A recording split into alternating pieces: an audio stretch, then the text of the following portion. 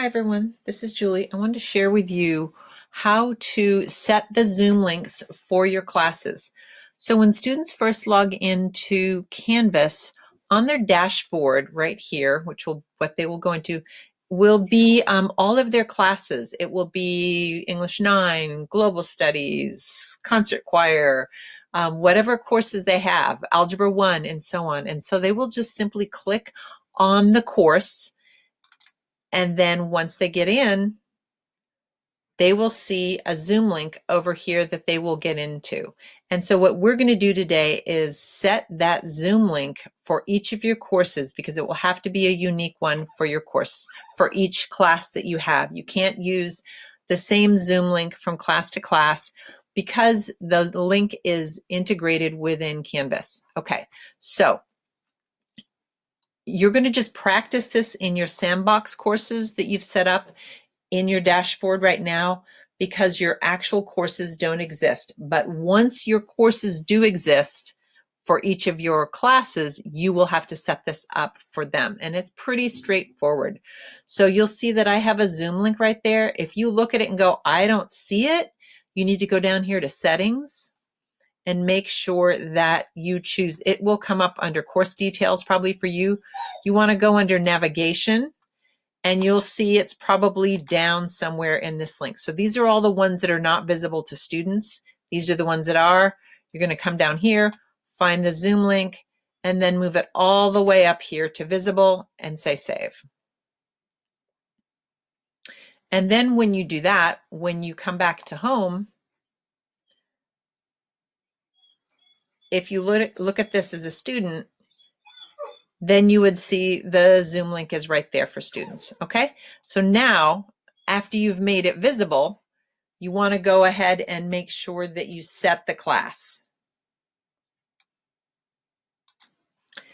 So when you click on the Zoom link as a teacher, this will come up, schedule a new meeting. So that's what you're going to do, schedule a new meeting. You'll give it whatever the name is. It's good for you because this will actually show up in your zoom.us website. So you definitely want to label it something that you're going to know what it is.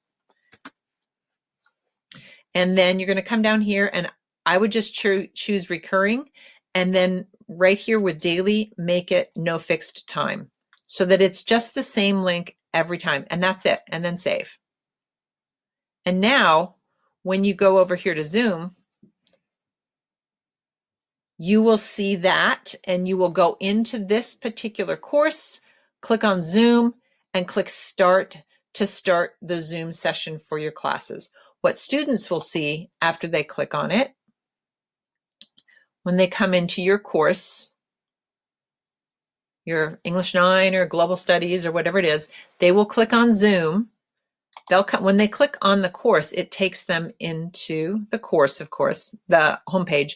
They're going to go over to Zoom, and then they will click Join. And when they click Join, as long as you've opened it up, then they're able to go ahead and get in. Okay, and that will just be the same link from for this course. But you will, again, need to set up a link for each of your courses, because it's within the course. You need to do that within that. Okay, and then if you go over to your zoom.us right here and you log into your account, you'll see that, oh, I got to refresh the page.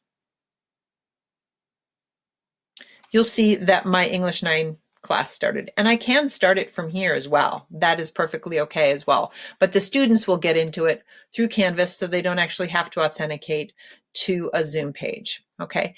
Now the last thing you want to do after you've set your sessions, your Zoom sessions there, you want to set your office hours.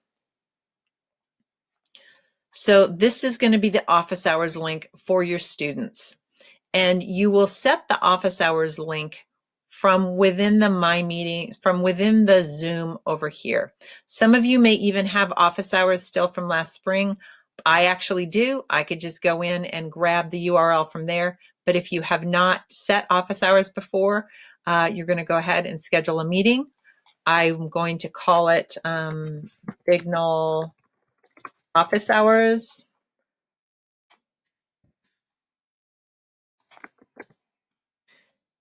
And I'm going to make it recurring so I don't have to worry about time.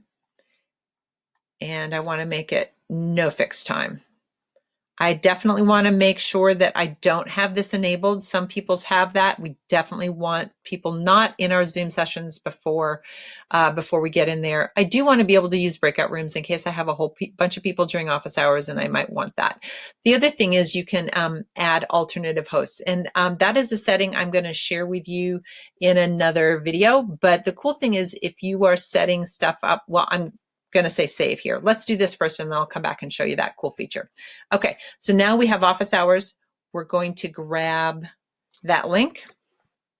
I'm going to, whoops, some of you might not, we're going to copy. And I'm going to go back over here and I need to make this a link. So the way I do that, if you remember from the course modules, you're going to edit your page.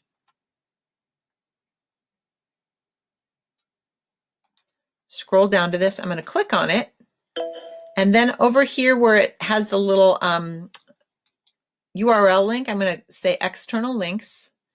And then I'm going to paste in my link. Done. Now that's a link. I'm going to scroll down and say save.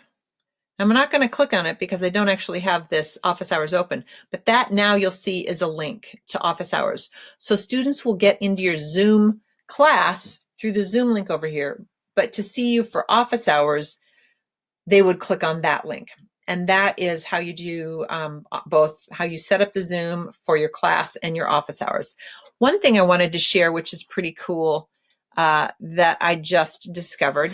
If you have TAs or people that support you, EAs that support you in your class, once you set up meetings, like for example, here's my English 9 course, and I know I have people that come in and help support me, and I want to make them a host. So if I just click on it, I can choose edit or just click on it. Down here at the bottom, you'll see, oh, I got to edit the meeting. That's not just look at it.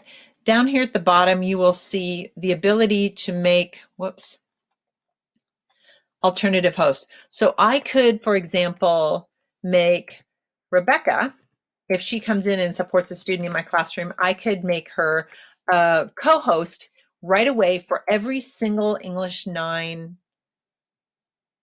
class that I have for that particular class period that term, okay? And so you can go ahead and put any support personnel that you have come through. They can be alternative hosts. So they have the ability to move people, remove, they can message, they can play a co-host in your class.